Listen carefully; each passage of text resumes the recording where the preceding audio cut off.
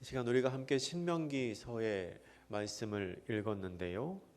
이 신명기는 이스라엘 족속이 광야에서 40년의 세월을 보낸 후에 가나안 땅에 들어가기 직전에 모세가 이스라엘 민족에게 마지막으로 한 설교입니다.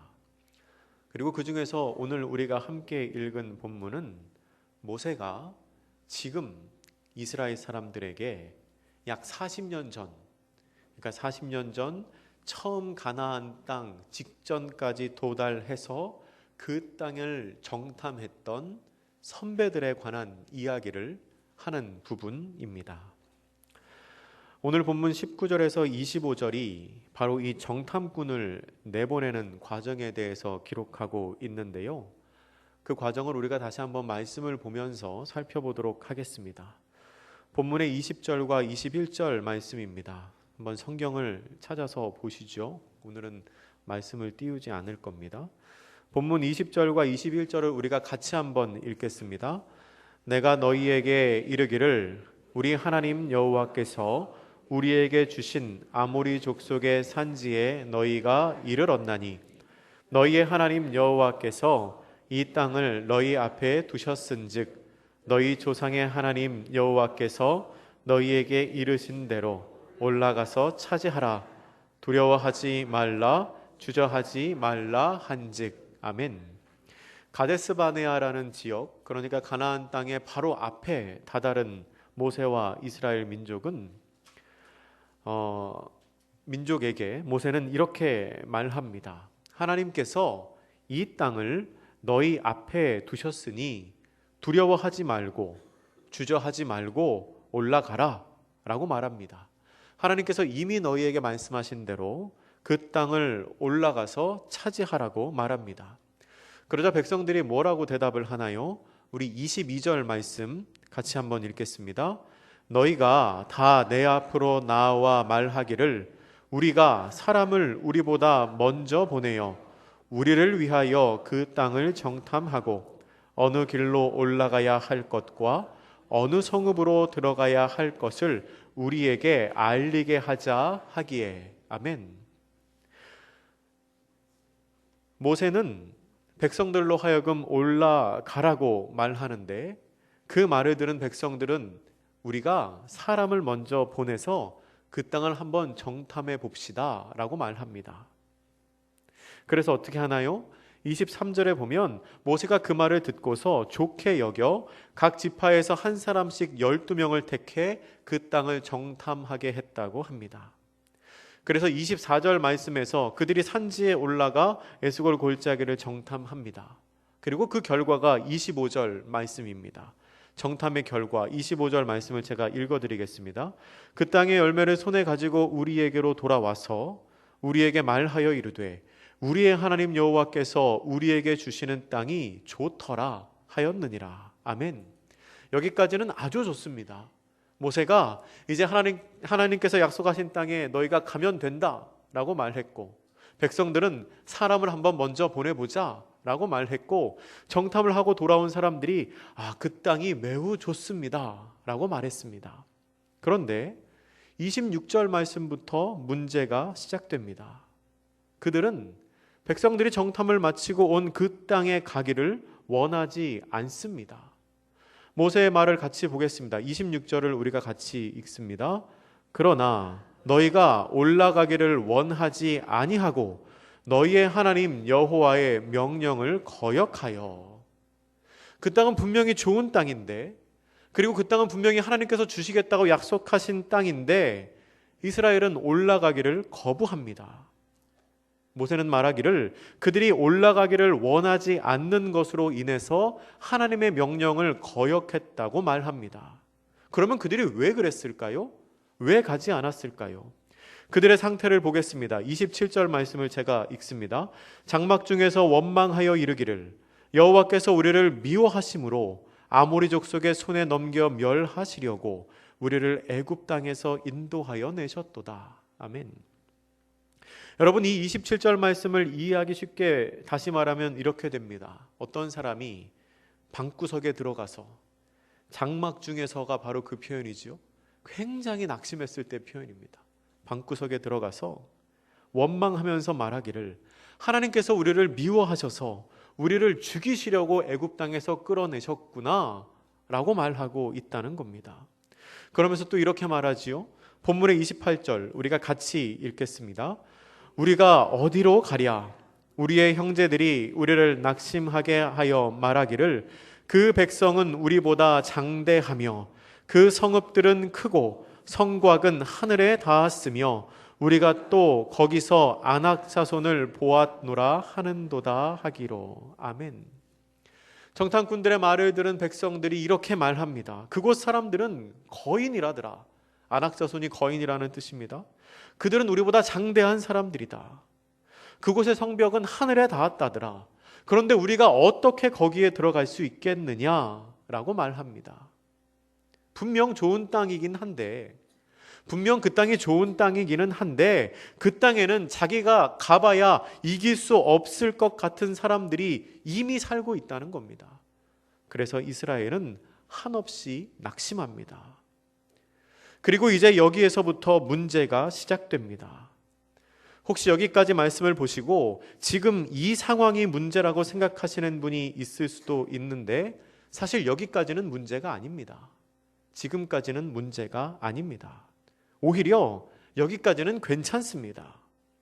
뜬구름 잡는 소리 하지 않고 근거 없는 낙관론에 빠지지 않고 그냥 막연히 잘 되겠다고 상상하는 것 아니라 똑바로 바르게 현실을 보며 현실 인식을 하고 있는 겁니다.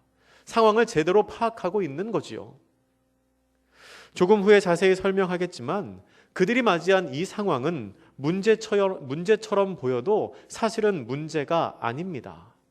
진짜 문제는 그러한 현실에서 우리가 무엇을 할 것인가, 우리가 어떻게 할 것인가를 선택하는 일입니다. 여러분, 이스라엘이 이 상황에서 어떤 선택을 했을까요? 우리는 이스라엘의 선택을 조금 더 명확히 알기 위해서 같은 내용을 기록한 민수기 본문을 보아야 합니다. 우리가 함께 읽은 이 신명기 1장은 모세의 회상입니다. 40년 전의 일을 회상한 거죠. 그 일이 실제로 일어났을 때 기록된 장면은 민수기 13장에 기록되어 있습니다. 여러분, 오늘 본문을 신명기 1장을 주보나 볼펜으로 끼우시고 성경을 앞으로 넘겨서 민수기 13장을 한번 보시기 바랍니다. 신명기 바로 앞에 민수기가 있죠. 민수기 13장을 펴셔서 눈으로 한번 보시기 바랍니다.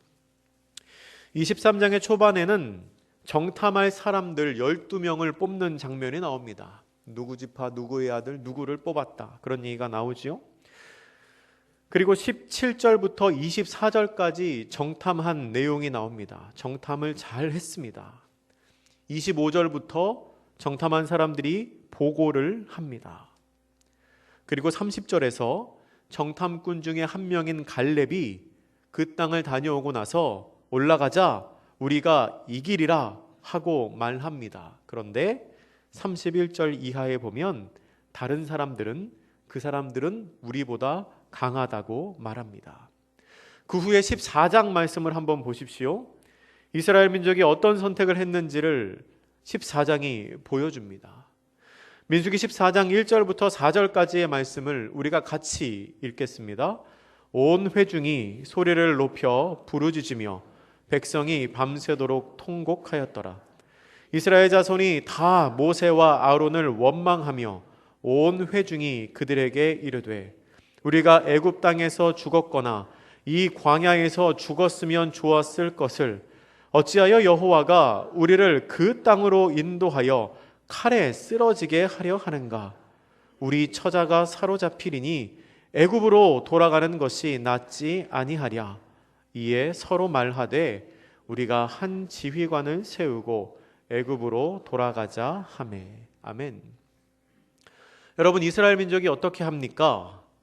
1절에서 보면 그들은 통곡합니다. 그리고 그 다음에 어떻게 하지요? 2절 말씀을 보면 차라리 애굽에서 죽었거나 광야에서 죽었으면 좋았을 뻔했다라고 말합니다.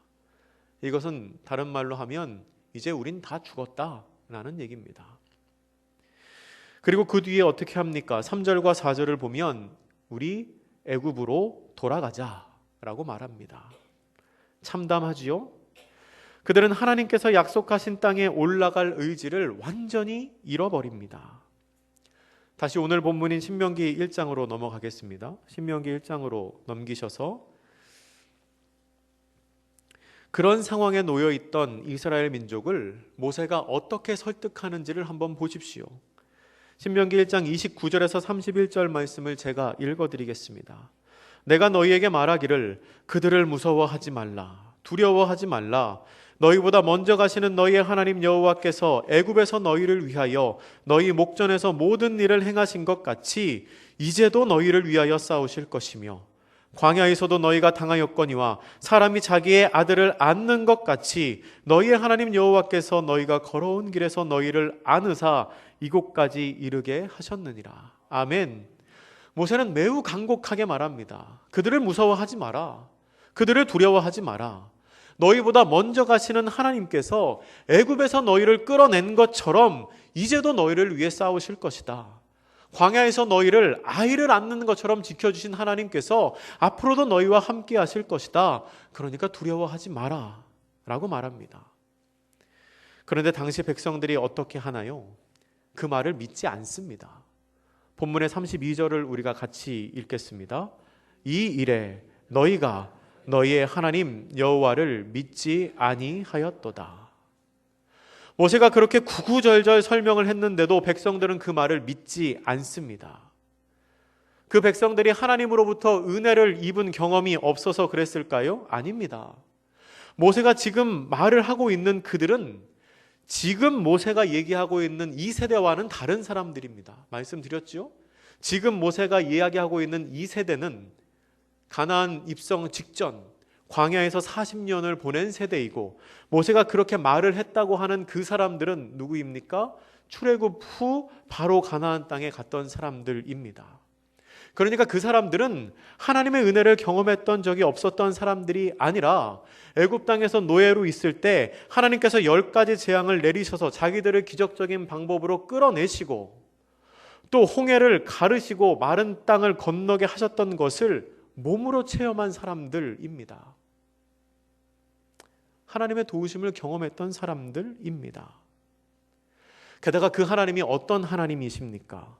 본문의 33절처럼 지금도 그들을 위해 일하시는 하나님입니다. 33절 같이 읽겠습니다.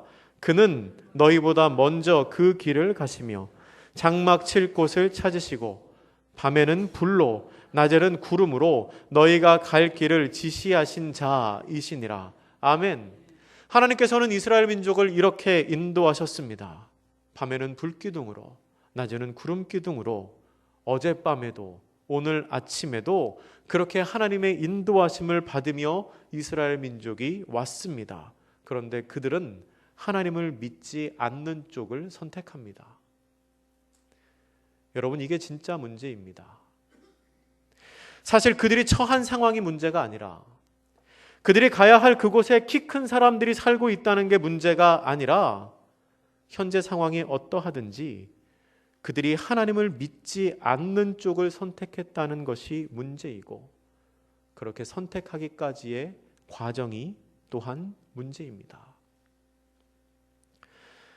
주일에 찬양 예배가 끝나면, 청년 예배가 끝나면 교육관에서 청년들이 모여서 성경 공부를 합니다. 제가 인도에서 성경 공부를 하는데요. 지금은 마태복음을 공부하고 있고, 마태복음 전에는 우리가 함께 창세기를 읽어가면서 공부를 했습니다. 창세기 공부하던 중에 창세기 32장을 공부할 때 일입니다. 여러분, 창세기 32장에 뭐가 나오는지 아시나요? 뭐 누가 나오죠? 창세기 32장에는 야곱이 나옵니다. 야곱이 에서를 피해 라반의 집에 갔다가 다시 그 라반의 집에서 그 자기의 고향 땅으로 돌아오는 장면이 창세기 32장에 나옵니다. 그렇게 돌아가는 길에 야곱은 자신에게 원한을 품고 있던 형 에서가 어떻게 할지가 걱정됐습니다. 그래서 에서에게 사람을 보냅니다. 선물과 함께 뇌물이지요. 사람을 보냅니다. 그래 들려오는 이야기가 뭐냐면 에서가 400명의 사람을 데리고 야곱을 기다리고 있다는 얘기를 듣습니다. 이 이야기를 듣고 불안해진 야곱은 자신의 일행을 둘로 나눕니다. 일행을 둘로 나눠서 한쪽 편이 공격을 당하면 다른 한쪽 편이 도망갈 수 있도록 준비를 합니다.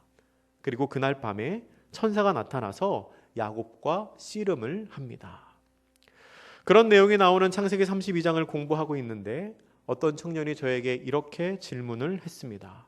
목사님, 왜 하나님께서 사자를 보내셔서 야곱과 씨름하게 하셨을까요? 하고 질문했습니다. 굉장히 신선한 질문이지요. 보통 씨름이 뭐냐? 그 천사가 누구냐? 이런 질문은 많이 하는데 왜 그 천사를 보냈을까? 하는 질문은 굉장히 신선한 질문입니다. 제가 그 질문을 받고 우선 씨름에 대해서 설명을 했습니다. 그 32장에 나오는 씨름을 학자들은 크게 두 가지로 이해합니다. 첫 번째는 진짜 몸으로 하는 씨름이고 두 번째는 기도라고 설명을 합니다. 하나님의 사자와 씨름을 했다는 것이 정말 몸으로 한 씨름일 수도 있고 두 번째는 그렇게 간절하게 기도를 했다는 의미로 볼 수도 있습니다. 둘 다 있을 수 있는 해석입니다. 여기에서는 무엇이 맞는지를 판단하는 게 아니라 그 의미만, 그러니까 야곱이 밤이 새도록 하나님의 사자와 무언가를 간절히 했다, 그 의미만 생각하시면 됩니다. 그리고 그렇게 씨름을 하게 하신 이유를 제가 이렇게 설명을 했습니다. 제가 그 설명을 다시 여러분들에게 그대로 해보겠습니다. 여러분은 야곱을 어떤 사람으로 기억하십니까? 여러분의 기억 속에 야곱은 어떤 사람입니까? 야곱은 좋게 말하면 지혜로운 사람이고 나쁘게 말하면 좀 간사한 사람입니다. 거짓말을 잘하는 사람이지요.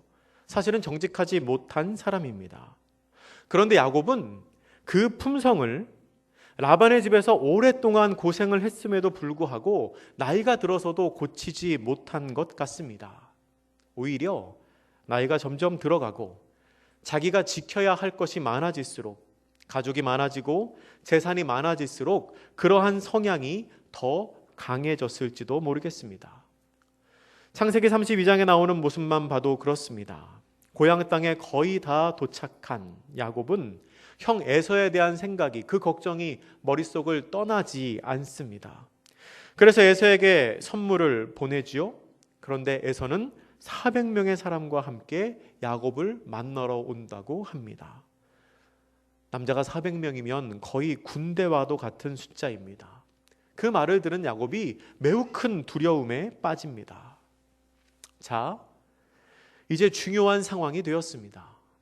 아까도 말씀드렸지만 문제는 지금부터입니다. 에서가 400명을 데리고 나온 것이 문제가 아니라 지금 이 야곱이 어떤 선택을 하느냐가 문제입니다. 여러분 같으면 어떤 선택을 하시겠습니까? 믿음이 있는 사람이라면 어떤 선택을 해야 할까요?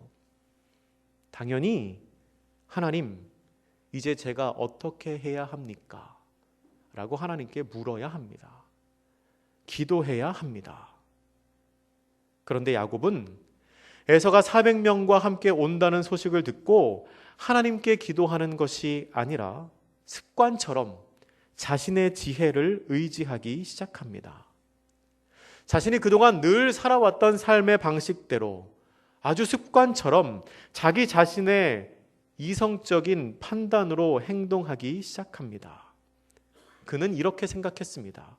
내가 공격을 당할 때 당하더라도 다 죽으면 안 되지. 그래서 어떻게 합니까? 아까 말씀드린 것처럼 자기의 일행을 둘로 나눕니다. 한쪽이 공격당해도 다른 쪽은 살아날 수 있게. 손해를 보더라도 다 잃지는 않겠다는 계산입니다. 물론 그도 기도를 하기는 합니다. 그런데 그렇게 기도한 타이밍이 매우 아쉽습니다. 그는 기도를 먼저 앞세우는 것이 아니라 자신의 생각을 앞세웁니다. 기도하고 행동하는 게 아니라 행동하고 기도합니다. 하나님, 내가 이렇게 했으니까 이렇게 해주세요 라고 기도합니다. 그렇게 계획을 세우고 자신의 생각대로 준비를 다 마친 후 그래도 불안해하는 야곱에게 하나님께서는 사자를 보내서 그와 씨름하게 하십니다. 그러면 이게 무슨 의미일까요? 이것은 하나님께서 억지로라도 야곱으로 하여금 하나님을 붙잡게 하신 것입니다. 야곱이 그 밤에 한 그것이 진짜 씨름인지 아니면 기도인지는 중요하지 않습니다. 중요한 것은 하나님께 집중하게 만드는 대상이 나타났고 야곱이 그것에 매우 집중했다는 사실입니다. 하나님께서는 어떤 매개체를 통하여 야곱으로 하여금 하나님을 붙들게 하십니다. 그리고 그 과정에서 야곱의 간절함이 폭발합니다. 어떻게 그 모습을 알 수 있을까요? 하나님의 사자가 야곱과 씨름을 해서 이기지를 못했습니다. 야곱이 얼마나 힘을 다 쏟았는지 하나님의 사자가 야곱을 이길 수가 없었습니다. 그래서 어떻게 하지요? 야곱의 허벅지 관절을 쳐서 다리를 부러뜨려 버립니다. 그런데 그래도 야곱은 그 사자를 놓지 않습니다. 뭐라고 말하면서 안 놔주나요? 당신이 내게 축복하지 않으면 내가 가게 하지 아니하겠나이다 라고 말하며 사자를 붙잡습니다. 나를 축복하지 않으면 못 간다는 겁니다. 그의 절박한 심정이 드러나는 장면입니다. 다시 처음의 질문으로 돌아가서 왜 하나님께서 사자를 보내셔서 야곱과 씨름하게 하셨을까요? 답이 이미 나왔지요? 야곱으로 하여금 하나님을 붙들게 하시려고 그랬습니다. 하나님만 의지하게 하시려고 그랬습니다. 하나님의 사자와 씨름할 때 그때까지는 겉으로 드러나지 않던 야곱의 절박함이 온몸으로 표출됩니다. 그렇게 하나님을 향한 간절함을 드러내게 하시려고 하나님께서는 사자를 보내셔서 야곱과 씨름하게 하셨습니다. 다시 오늘 본문을 생각해 보겠습니다. 이스라엘도 지금 가나안 땅을 앞둔 이스라엘도 야복 강가에 서 있었던 야곱과 매우 비슷한 상황입니다. 가기는 가야 되는데 그 앞에는 만만치 않은 적이 있습니다. 지금 상황이 어떠한지, 자신의 처지가 어떠한지 현실적인 어려움은 이미 다 파악이 됐습니다. 그러면 이제 어떻게 해야 되겠습니까? 그들이 현실 인식을 바르게 했다면, 그래서 이 일은 도저히 자신들의 능력으로 감당할 수 없는 일이라고 결론을 내렸다면 그들은 지금까지 자신들을 도와주신 그 하나님을 기억하고 하나님, 우리가 어떻게 해야 합니까? 하나님, 우리를 도와주세요 라고 기도했어야 합니다. 여러분, 그 하나님이 어떤 하나님이십니까? 아까도 말씀드린 것처럼 오늘 본문 33절에 기록하고 있는 것처럼 그는 너희보다 먼저 그 길을 가시며 장막 칠 곳을 찾으시고 밤에는 불로 낮에는 구름으로 너희가 갈 길을 지시하신 그런 하나님 아니십니까? 이 말씀처럼 어젯밤에도 우리를 인도하셨고 오늘 아침에도 우리를 인도하신 하나님 아닙니까? 오늘 아침에도 하나님께서 은혜로 내려주신 만나와 메추라기를 먹은 이스라엘 민족 아닙니까? 그러면 내가 어찌할 수 없는 일이 생겼다는 판단이 들 때는 당연히 하나님을 먼저 찾아야지요. 그런데 그들이 어떻게 하나요? 아까 민수기 본문에서 본 것처럼 그들은 통곡합니다. 그리고 차라리 애굽에서 죽었거나 광야에서 죽었으면 좋았을 뻔했다라고 말합니다. 우리 다 죽었다라고 말합니다. 그리고 우리 애굽으로 돌아가자라고 말합니다. 그런데 여러분, 그걸 왜 자기들이 정합니까? 여태 하나님이 인도에 하셔서 여기까지 왔는데 애굽으로 돌아가는 걸 왜 자기들이 정합니까? 은혜를 잊은 것도 유분수지 어떻게 하면 이렇게 하나님께서 개입하실 수 있는 여지를 꽉 막은 채 자신들의 판단대로만 행동할 수 있을까요? 아까 말씀드린 것처럼 진짜 문제는 사실 그들이 처한 상황이 아니라 그 땅에 키 큰 사람들이 살고 있다는 것이 문제가 아니라 그들이 하나님을 믿지 않는 쪽을 선택했다는 것이 문제입니다. 그리고 그 과정이 문제입니다. 먼저 기도해야지요. 하나님을 모르거나 하나님의 은혜를 입지 않은 사람들이라면 모를까, 그들만큼 하나님의 은혜를 체험한 사람들이 어디 있습니까? 근데 왜 하나님께 집중하지 않을까요? 왜 하나님께 물어보지 않을까요? 그래서 그 후에 하나님이 어떻게 하실까요? 하나님께서는 야곱과 씨름하시는 것을 통해 그 야곱으로 하여금 하나님께 집중하게 만드신 것처럼 이스라엘 민족을 광야로 보내십니다. 신명기 1장 40절 말씀입니다. 너희는 방향을 돌려 홍해길을 따라 광야로 들어갈지니라 하시매. 하나님께서는 이스라엘 민족을 하나님 외에는 아무것도 의지할 수 없는 광야로 보내십니다. 만약 그들이 현실적인 어려움 속에서도 하나님을 바라보았다면, 하나님께 간구하고 집중했다면 하나님께서는 반드시 그들에 앞서서 길을 열어주셨을 것입니다. 지금까지 그렇게 인도하셨는걸요. 그런데 그들이 현실의 문제를 바라보고 하나님께 집중하지 않으니까 하나님께서는 이제 하나님에게만 집중하게 만드시려고 그들을 광야로 보내십니다. 제가 이 시간에 무엇이 복이고 무엇이 벌이라는 이야기를 하고 싶지는 않습니다. 왜냐하면 이스라엘 민족이 광야에 들어가서도 거기서도 하나님의 은혜를 체험했기 때문에 그렇습니다. 오히려 가나안 땅에 들어갔을 때 이스라엘 민족이 타락했지요. 제가 그저 이 시간에 드리고 싶은 말씀은, 하나님께서는 어떠한 순간에도 우리의 집중을 받기 원하신다는 것입니다. 하나님께서는 우리 관심에, 우리 질문에 1순위가 되기를 원하십니다. 이스라엘 민족은 통곡하기 전에, 우리가 다 죽었다고 말하기 전에, 우리가 애굽으로 다시 돌아가자고 말하기 전에, 하나님, 우리가 어떻게 해야 합니까? 하나님, 우리를 좀 도와주세요 라고 물었어야 합니다. 지금까지 은혜로 그들을 지키신 하나님은 그러한 관심을 받으시기에 너무나도 합당하신 분이기 때문입니다. 그러면 여러분과 저는 어떤가요? 여러분은 매 순간 하나님께 가장 먼저 관심을 두십니까? 그렇게 하는 저와 여러분이 되면 참 좋겠습니다. 연초부터 지금까지 저를 힘들게 하는 문제가 있습니다.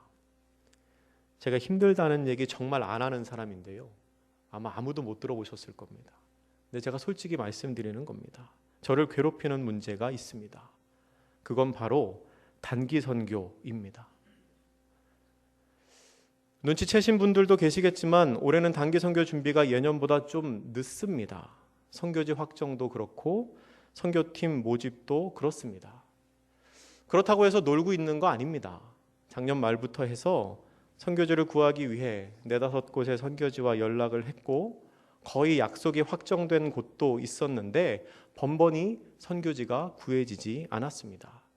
나중에는 제가 청년 임원들한테 또 안 됐다, 이번에도 안 됐다 라는 이야기를 하기가 민망할 정도로 그랬습니다. 그렇게 시간이 지나고 4월 초가 되어서야 선교지가 확정되었습니다. 예년 같으면 2월 초에 정해졌어야 하는 일입니다. 선교지가 정해졌다는 기쁨은 잠시고 더 큰 문제가 생겼습니다. 단기 선교에 참여할 사람이 없습니다. 단기 선교 광고가 오늘까지 3주째 나갔는데 아직 신청서를 낸 사람이 한 명도 없습니다. 듣기로는 중고등부에서 3-4명, 청년부에서 4-5명 정도가 갈 생각을 하고 있다고 합니다. 그런데 작년에 28명이 갔으니까 그 숫자랑 비교하면 사실 말도 안 되는 숫자지요. 근데 일부러 안 가는 게 아닙니다.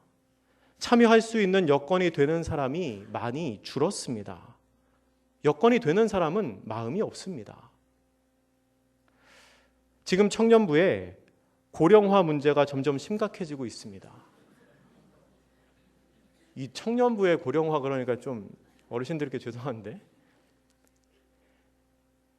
이 현실입니다. 열심히 활동을 하는 청년들이 20대 후반을 향해 가고 있습니다. 한 번은 제가 청년부 토요 집회 후에 간식을 먹으면서 그랬습니다. 간식 먹으면서 애들한테 야, 니네 나이가 너무 많아 그랬습니다.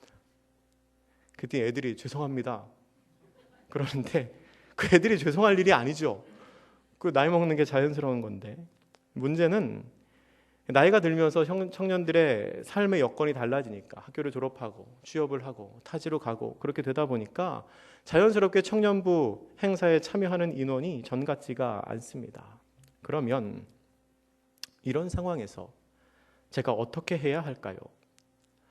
선교지 선정도 늦어지고 갈 사람도 마땅치 않은 상황에서 상황이 이러니까 올해는 단기 선교 가지 말자고 해야 할까요? 아니죠. 그럴 수는 없습니다. 아니, 그렇게 할 수 있다고 해도 우선순위는 그게 아닙니다. 먼저 기도해야 합니다. 눈앞에 닥친 어려움이 아니라 하나님을 보아야 합니다. 그게 먼저입니다.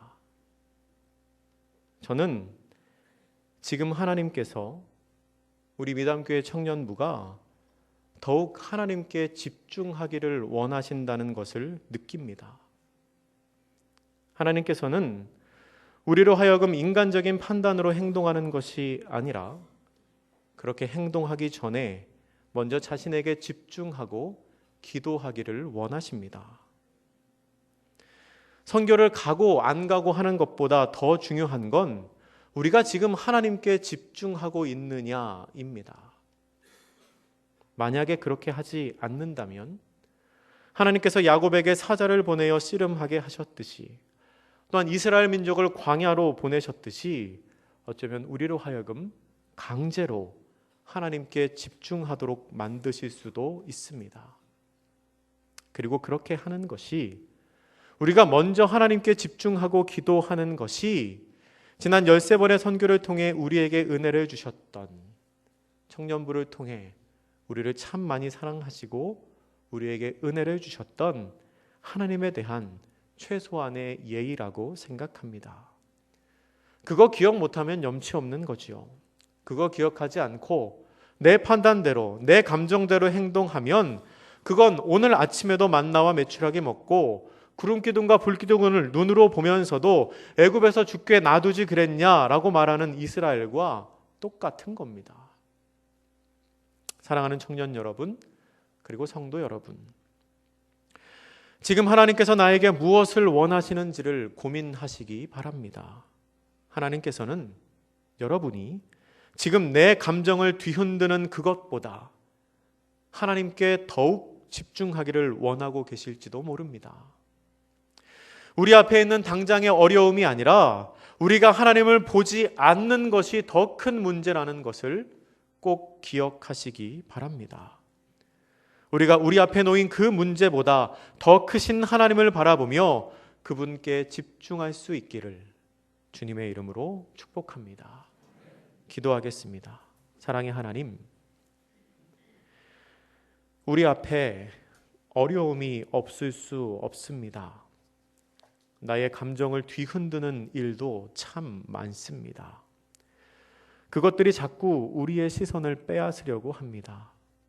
그러나 그럼에도 불구하고 저희가 하나님께 집중할 수 있도록 하나님을 향한 저희의 시선을 놓치지 않도록 저희를 붙잡아 주시옵소서. 당장 눈앞에 어려운 상황이 문제가 아니라 하나님을 보지 않는 것이 문제임을 깨닫게 하시어서 이스라엘과 같은 어리석은 판단을 하지 않도록 저희의 마음과 생각을 주장하여 주옵소서. 예수님의 이름으로 기도드립니다. 아멘.